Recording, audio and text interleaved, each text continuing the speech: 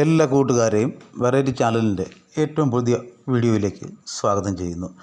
മുട്ട വെച്ച് ഒരു മുട്ട പക്കോട ഉണ്ടാക്കി നോക്കിയാലോ? അടിപൊളി ഒരു ഐറ്റമാണ്. ഇതുപോലെ ഒരു 4 മുട്ടയോളം എടുത്തിട്ടുണ്ട്. കുക്കറിൽ വെച്ച് ആണ് ഇത് പുഴുങ്ങിയെടുക്കുന്നത്. കുക്കറിൽ അല്പം ഉപ്പും കൂടി ഇട്ട് പുഴുങ്ങിയെടുക്കുക. 2 വിസിൽ വരുന്നത് വരെ അത് പുഴുങ്ങിയെടുക്കുക. നമ്മൾ സാധാരണ മുട്ട പുഴുങ്ങുന്നത് സാധാരണ രീതിയിൽ പുഴുങ്ങുമ്പോഴത്തേന് അത് കറക്റ്റായിട്ട് ചിലപ്പം പൊളിഞ്ഞ് കിട്ടുകയില്ല. മുട്ടയിൽ എല്ലാം തോടിലൊക്കെ പോകും. അപ്പോൾ ഇതുപോലെ ചെയ്യുകയാണെങ്കിൽ കറക്റ്റായിട്ട് അത് പൊളിച്ചെടുക്കാൻ പറ്റും. അതിനുശേഷം 1 കപ്പ് മൈദയുള്ള ഒരു മീഡിയം കപ്പിന് ഒരു കപ്പ് മൈദ, അതിലേക്ക് അല്പം മല്ലിയില, ഇഞ്ചി വെളുത്തുള്ളി ഒരു ശകലം വീതം അതും പൊടിയായിട്ട് അരിഞ്ഞത്, പിന്നെ കറിവേപ്പില, ആ കൂടെ സവാള, അതിനുശേഷം അതിലേക്ക് 1/4 ടീസ്പൂൺ കാശ്മീരി മുളക് പൊടി, ഇവയെല്ലാം കൂടെ ചേർത്തിട്ട് അത് അല്പം വെള്ളം ഒഴിച്ച് നല്ലവണ്ണം കുഴച്ചെടുക്കുക. അധികം നീണ്ടു പോകാതെ അത് കുഴച്ചെടുക്കണം.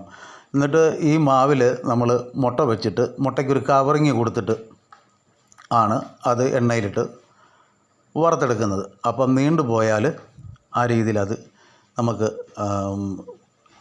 മടക്കി ഉരുട്ടി എടുക്കാൻ പറ്റാതെ വരും. എന്നിട്ട് പുഴുങ്ങിയെടുത്ത മുട്ട ഇതുപോലെ 4ആയിട്ട് കീറുക.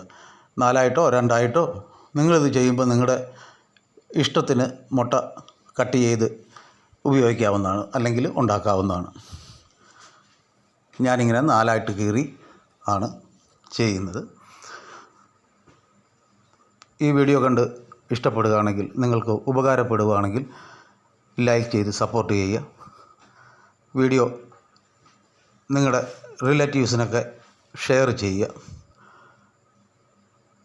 പിന്നെ ഈ ചാനൽ ആദ്യമായിട്ട് കാണുന്നവരാണെങ്കിൽ സബ്സ്ക്രൈബ് ചെയ്ത് സപ്പോർട്ട് ചെയ്യുക. ആ കൂടെ ഓൾ എന്ന ഓപ്ഷനും ബെല്ലൈക്കനും എല്ലാം അനേബിൾ ചെയ്ത് സപ്പോർട്ട് ചെയ്യുക. എങ്കിൽ ഞാനെടുക്കുന്ന പുതിയ വീഡിയോകൾ നിങ്ങൾക്ക് നോട്ടിഫിക്കേഷനായിട്ട് ലഭിക്കുകയുള്ളൂ. എന്നിട്ട് ഇതുപോലെ മുട്ട നമ്മളുണ്ടാക്കിയ മാവിൽ വെച്ചിട്ട് നല്ലവണ്ണം അത് ഉരുട്ടിയെടുത്ത് എണ്ണയിലിട്ട് നല്ലവണ്ണം വറുത്തെടുക്കുക. നല്ലൊരു ഐറ്റമാണ് ഇത്. കൂടുതലും നേരത്തെയൊക്കെ തമിഴ്നാട് മേഖലകളിലാണ്. അവരാണല്ലോ ഇവിടെ ബജ്ജി പരിപാടികൾ നമ്മുടെ നാട്ടിൽ കൊണ്ടുവന്നത്.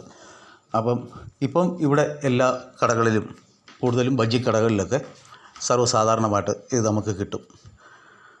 ഇങ്ങനെ ഈ രീതിയിൽ ചെയ്തെടുക്കുകയാണെങ്കിൽ നല്ല ടേസ്റ്റോടെ നമുക്കിത് വീട്ടിൽ ഉണ്ടാക്കിയെടുക്കാം. എല്ലാവർക്കും ഇഷ്ടപ്പെടും. എന്നിട്ട് ഇതുപോലെയെല്ലാം നല്ലവണ്ണം വറുത്തെടുക്കുക.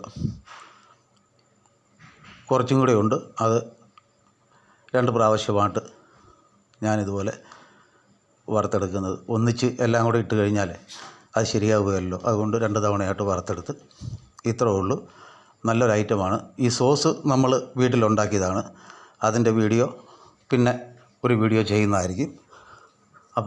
ആദ്യം പറഞ്ഞ പോലെ എല്ലാവരും സപ്പോർട്ട് ചെയ്യണം, ലൈക്ക് ചെയ്യണം, ഷെയർ ചെയ്യണം, സബ്സ്ക്രൈബ് ചെയ്യണം.